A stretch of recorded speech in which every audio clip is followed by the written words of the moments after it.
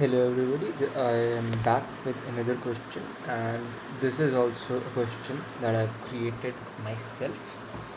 Alright, so now अब मैं इसका solution discuss करने की कोशिश करूँगा, that's all. So two identical solid cylinders, each of mass m and base radius r, are placed upright on a perfectly smooth horizontal floor. Both cylinders are initially spinning about their respective vertical central axis with the same angular velocity omega naught with an identical sense of rotation when viewed from above. तो इधर से diagram के अंदर आपको दिख रहा होगा कि क्या मतलब है इस सब चीज़ों का, राइट. एंड ये जो रेडियस है ये r दे रखा है, एंड इसका मास जो है इन टोटल m है. Alright, and the cylinders are given equal and opposite initial translational velocities v naught directly towards each other along the line of their central axis. And also it is given that कि ये जो omega naught times are है ये we not के बराबर है. It's only कि जो बाकी सारी कैलकुलेशन है वो सिंप्लीफाई हो जाए, right. Now for the collision the coefficient of restitution is 1/2 and एक हेड ऑन कोलिजन होगा इधर, right. So the collision is gonna be head on. The horizontal floor remains perfectly smooth, but the vertical curved surfaces of the cylinders are sufficiently rough. And अब हमको देखना है कि कौन सी स्टेटमेंट करेक्ट है, right. So let's first of all see कि हो क्या रहा है इधर, राइट. अभी इधर ध्यान मत दो, ये जो है इधर ध्यान मत दो, डायग्राम के ऊपर देखो, right. So just before collision ये दोनों सिलेंडर्स जो हैं एक दूसरे को अप्रोच कर रहे होंगे ऐसे एंड ऐसे, एंड इसकी एंगुलर वेलोसिटी ऐसे होगी, right. What will be the case after the collision, right. So after the collision जो है एंगुलर वेलोसिटी दोनों की सेम होगी, बिकॉज दोनों के ऊपर एंगुलर इम्पल्स लगेगा वो सेम ही होगा, राइट. सो एंगुलर वेलोसिटी ऐसे होगी, एंड इधर पीछे की तरफ वी एक्स एंड इधर पीछे की तरफ वी एक्स, एंड इसकी इस साइड के ऊपर वी वाई एक वेलोसिटी आ जाएगी, एंड इसकी इस साइड के ऊपर वी वाई एक वेलोसिटी आ जाएगी. एंड ऐसा क्यों होगा, let me just show you कि फोर्सेस कैसे कैसे लगेंगे. तो जब कोलिजन होगा तब ये वाला जो सिलेंडर है इसके ऊपर इस साइड के ऊपर एक लीनियर इम्पल्स लगेगा जो कि इधर मैंने शो कर रखा है, एंड इस साइड के ऊपर एक लीनियर इम्पल्स लगेगा जो कि मैंने इधर शो कर रखा है, राइट. एंड उसके बाद इधर एक फ्रिक्शन लगेगी, ये जो येलो के अंदर है यानी कि ये इस सिलेंडर के ऊपर फ्रिक्शन है, एंड जो रेड के ऊपर है यानी कि ये इस सिलेंडर के ऊपर फ्रिक्शन है, राइट. सो ताकि कंफ्यूज ना हो ये कौन सी फ्रिक्शन किधर है, बिकॉज दोनों सेम ही जगह के ऊपर है, राइट. एंड राइट, तो ये वाली जो फ्रिक्शन है, ये जो येलो वाली है, ये इधर की तरफ एक एंगुलर इम्पल्स जो है इम्पार्ट करेगी, और ये इसकी जो एंगुलर वेलोसिटी है वो इधर कम कर देगी, और फिर इधर की तरफ एक एंगुलर एक्सेलरेशन आएगी, एंड ये जो फ्रिक्शन है इधर की तरफ एक लीनियर इम्पल्स भी जनरेट करेगी, तो इधर की तरफ भी इधर इसके पास एक वेलोसिटी आएगी, and the same goes for this, इधर की तरफ एक वेलोसिटी आएगी, एंड उसके बाद इधर की तरफ एक रिटार्डेशन होगी बिकॉज ऑफ दिस फ्रिक्शन है, right. I hope you understand इतना. तो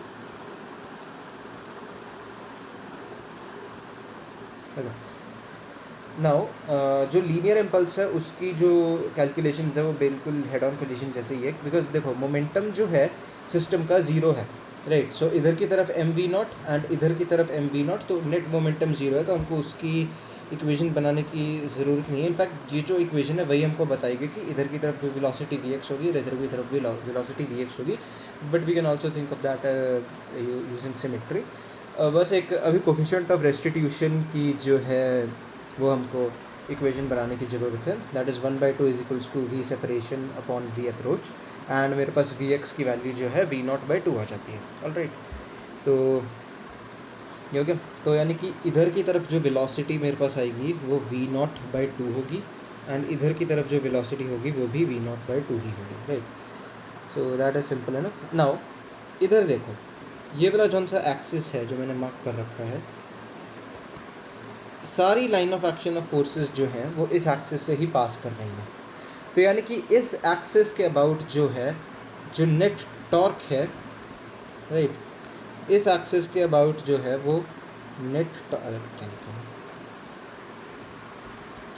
टॉर्क जो है वो ज़ीरो आएगा. और अगर मेरे पास टॉर्क ज़ीरो है तो एंगुलर मोमेंटम जो है वो मेरे पास इस एक्सिस के अबाउट कांस्टेंट रहेगा, राइट, सिंपल।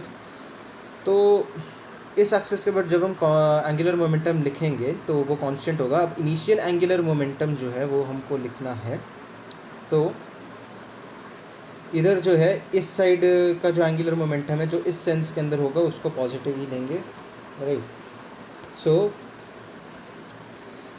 आई ओमेगा जो है वो मेरे पास एंगुलर मोमेंटम होगा, राइट। तो इसका जो मेरे पास है mr²/2 वो मेरे पास moment of inertia, and omega not जो है वो मेरे पास एंगुलर वेलोसिटी होगी इनिशियल, एंड दोनों की sense of rotation same direction के अंदर है, तो इनिशियल एंगुलर मोमेंटम जो है mr² टाइम्स ओमेगा नॉट आ जाएगा। नाउ उसके बाद कोलिजन के बाद क्या होगा, I have already convinced you कि इधर की तरफ इसकी एक वेलोसिटी vy आएगी एंड इधर की तरफ इसकी एक वेलोसिटी vy आएगी। अब एंगुलर वेलोसिटी जो है वो कम हो जाएगी। जस्ट आफ्टर कोलिजन vx की वजह से कोई भी एंगुलर मोमेंटम नहीं आएगा, बिकॉज जो vx है वो लाइन ऑफ जो है वो एक्सिस से पास करेगा, सो उसकी वजह से कोई भी एंगुलर मोमेंटम नहीं होगा। तो जो vy है उसकी वजह से बाकी एंगुलर मोमेंटम आएगा। And here you can see how कि अब इधर से इस एक्सिस से देखा जाए तो r वेक्टर मेरे पास ऐसे है। अब जो डायरेक्शन होती है एंगुलर मोमेंटम की वो मेरे पास जो है वो r क्रॉस p होगा, जो कि मेरे पास m times r cross v vector, और r क्रॉस v वेक्टर इस डायरेक्शन के अंदर है, जो कि एग्जैक्टली मेरा एंगुलर वेलोसिटी जो इनिशियल थी उसकी सेंस के अंदर ही है। तो ये पॉजिटिव एंगुलर मोमेंटम आएगी इसकी वजह से, एंड इसकी वजह से भी अगर इधर मैं r वेक्टर करूँगा तो इसकी वजह से इस सेंस के अंदर एंगुलर मोमेंटम आएगा, जो कि दोनों सेम सेंस के अंदर है। तो दोनों की वजह से जो नेट एंगुलर मोमेंटम है वो आएगा 2 times m times vy times r plus mr² omega. तो ये मेरे पास फाइनल एंगुलर मोमेंटम होगा, एंड L इनिशियल मेरे पास L फाइनल के बराबर होगा, and when I apply that मेरे पास एक ये इक्वेशन आ जाएगी कि mr² omega not equals to 2m vy r plus mr² omega. Okay, now if we focus on this part कि friction is sufficiently rough. Friction अगर सफिशिएंटली रफ है उसका ये मतलब like friction is sufficiently rough. Now what friction काम क्या करती है, what does friction want to do, friction wants to stop relative motion along the surface. ठीक है, जौन सी डायरेक्शन के अंदर फ्रिक्शन लग रही है उस सरफेस के ऊपर रिलेटिव मोशन नहीं होना चाहिए, उस डायरेक्शन में रिलेटिव मोशन नहीं होनी चाहिए। That is what friction wants, and if it is sufficiently rough यानी कि फ्रिक्शन मेरे पास लार्ज इनफ है तो फाइनली मेरे पास उधर कोई भी रिलेटिव मोशन नहीं होगी along the surface. This is what that means, उधर मेरे पास कोई भी रिलेटिव मोशन नहीं होगी। एंड सो इधर मेरे पास ये लिफ्ट वाला सिलेंडर है, इस पॉइंट की जो वेलोसिटी है वो इस डायरेक्शन के अंदर vy माइनस ओमेगा आर होगी, बिकॉज इधर की तरफ मेरे पास vy आएगा एंड उधर ओमेगा आर जो है इस डायरेक्शन की तरफ उसको ले जाएगा, right. I hope you know कैसे लिखते हैं इसको। एंड ये वाला जो पॉइंट है इधर vy इधर जो है ओमेगा आर माइनस vy होगा, तो मैं कह सकता हूँ vy minus omega R is gonna be equal to omega R minus vy। So basically that means कि vy equals to omega R. And अगर मैं देखूँगा मेरे पास vx एक अननोन था, मेरे पास vy एक अननोन था और मेरे पास ओमेगा एक अननोन था। जो मेरे पास vx है वो मैं इस इक्वेशन से निकाल चुका हूँ, और बाकी मेरे पास जो दो चीज़ें निकालने की बची थी वो थी vy एंड ओमेगा। एंड उसके लिए मेरे पास एक एंगुलर मोमेंटम कंजर्वेशन की थ्योरा जो है इक्वेशन आ गई है, एंड एक मेरे पास जो है नो रिलेटिव वेलोसिटी इस पॉइंट के ऊपर उसकी इक्वेशन आ गई है। So I have two equation that two variable, so now I can easily solve for vy and omega. And जब मैं इधर सेकेंड इक्वेशन को फर्स्ट के अंदर प्लग करूँगा what I will be getting is कि omega not by 3 is gonna be my final angular velocity, and what was my B option, मेरा B option था कि final angular velocity omega naught by 4 होगी, तो ये वाला option गलत हो जाएगा। ओके, अब उसके बाद मेरे पास vy जो है वो ओमेगा आर था, राइट। तो vy अगर मेरे पास ओमेगा आर है तो जब उसको मैं लिखूँगा इधर तो मेरे पास vy omega not R by 3 आ जाएगा, एंड मेरे को गिवन था कि omega not R is gonna be equals to V not, तो उसको जब मैं इधर अप्लाई करूँगा मेरे पास ये रिलेशन आ जाएगा कि vy is equals to V not by 3। अब फाइनली किसी भी सिलेंडर को मैं देखूँगा इधर तो उसकी इस डायरेक्शन के अंदर वेलोसिटी वी नॉट बाई 2 है, इस डायरेक्शन के अंदर जो है वेलोसिटी वी नॉट बाई 3 है, तो उसका जब मैं रिजल्टेंट लूँगा तो वो मेरे पास √3 V0/6 आ जाएगा, which is my option D. So option D is correct. Okay, so option D is correct. Now उसके बाद अब हमको देखना है एनर्जी लॉसेस के ऊपर. Okay, so energy losses, delta E is my energy loss, मैं उसको डेल्टा ई से डिनोट कर रहा हूँ. सो वो होगा इनिशियल एनर्जी कितनी थी और फाइनल एनर्जी कितनी है, उन दोनों का डिफरेंस, राइट. सो जितनी एनर्जी का डिफरेंस है वही, like I think I don't need to explain this, I am over explaining here. So E initial minus E final. So मेरे पास इनिशियल एनर्जी क्या थी, अगर मैं एक सिलेंडर को इधर देखूँगा, राइट, तो उसकी एक इधर की तरह इसकी वजह से एक ट्रांसलेशनल काइनेटिक एनर्जी है और इसकी वजह से एक रोटेशनल काइनेटिक एनर्जी है. पोटेंशियल एनर्जी मेरे को लिखने की ज़रूरत नहीं है, बिकॉज उनका जो सेंटर ऑफ मास है उसकी हाइट कभी भी चेंज नहीं होती है, तो जो पोटेंशियल एनर्जी के अंदर डिफरेंस है वो ज़ीरो है. So I don't really need to account for that, I only need to account for the kinetic energy. तो मेरे पास एक तो ट्रांसलेशनल काइनेटिक एनर्जी प्लस एक रोटेशनल काइनेटिक एनर्जी आ जाएगा, तो 1/2 mv0² प्लस 1/2 आई ओमेगा स्क्वायर जो है एक का आ जाएगा, एंड उसको जब मैं 2 टाइम्स कर दूंगा वो मेरे पास इनिशियल एनर्जी आ जाएगी. Simple as that. सो इधर जब मैं उसको लिखता हूँ तो मेरे पास जो इनिशियल एनर्जी है वो 3/2 mv0² आ जाएगा. और फाइनली मेरे पास जो है ये हाल है, और उसके बाद सेंस ऑफ रोटेशन या ये थी. सो इधर की तरफ वो ω0/3 से घूम रहा है, तो मेरे पास लीनियर स्पीड है. तो इधर अब जब मैं काइनेटिक एनर्जी लिखूँगा तो वो 2 टाइम्स 1/2 इसका स्क्वायर, राइट. सो इस चीज़ का स्क्वायर ये, प्लस उसके बाद जो मेरी रोटेशनल काइनेटिक एनर्जी है उन दोनों को लिखूँगा तो वो मेरे पास 5/12 mv0² आ जाता है, और उनका जब मैं डिफरेंस लेता हूँ तो वो मेरे पास 13/12 mv0² आ जाएगा. And my option A is also right.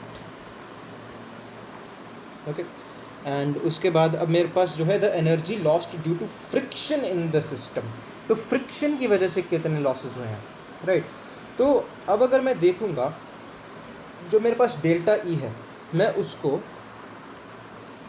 एक फ्रिक्शन की लॉसेस और एक जो लीनियर इम्पल्स है, L I means linear impulse here, उनकी वजह से जो लॉसेस है उन दोनों का सम मान सकता हूँ, राइट. बिकॉज यही दो चीज़ें हैं जो मेरा एनर्जी को ले रही हैं सिस्टम से, which are dissipating system, which are dissipating the energy from the system, right. Linear impulse, अगर मैं लीनियर इम्पल्स का जो लाइन ऑफ एक्शन देखूंगा वो मेरे पास सिर्फ इस डायरेक्शन के अलॉन्ग है, एंड फ्रिक्शन का इस डायरेक्शन के अलॉन्ग है.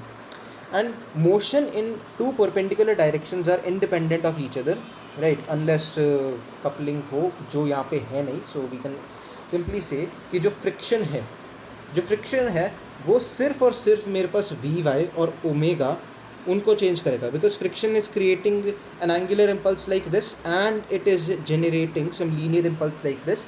एंड जो मेरे पास जे है वो बस इधर की तरफ उसको लेकर जा रहा है, राइट. वो बस वी एक्स को प्रोवाइड कर रहा है. तो जो वी एक्स इस डायरेक्शन के अंदर वी एक्स है उसकी रिस्पॉन्सिबिलिटी सिर्फ जे के पास है, एंड जो वी वाई एंड ओमेगा है उसकी रिस्पॉन्सिबिलिटी सिर्फ फ्रिक्शन के पास है. सो आई कैन से कि इस डायरेक्शन के अंदर जो मेरे पास ट्रांसलेशनल एनर्जी इनिशियली थी एंड जो फाइनली है, उन दोनों का जो डिफरेंस है वही मेरा जो लॉस होगा वो लीनियर इम्पल्स की वजह से होगा. So I can say that क्योंकि v y and omega are only being governed by friction, right. So जब मैं उसको लिखूँगा इधर तो वो एक्सप्रेशन ये होगा, and after I write it down it is going to be 3 mv0²/4 finally. and जो मेरा टोटल लॉस था 13/12 mv0², उसमें से जब मैं 3/4 mv0² को माइनस करूँगा तब मेरे पास फ्रिक्शन का लॉस आ जाएगा, right. And that comes out to be 1/3 mv0². So option C is also correct. So the final answer is gonna be ACD. So I hope you understand that. So yeah, I hope you understand and I hope you liked the question. So yeah, that's all from my side.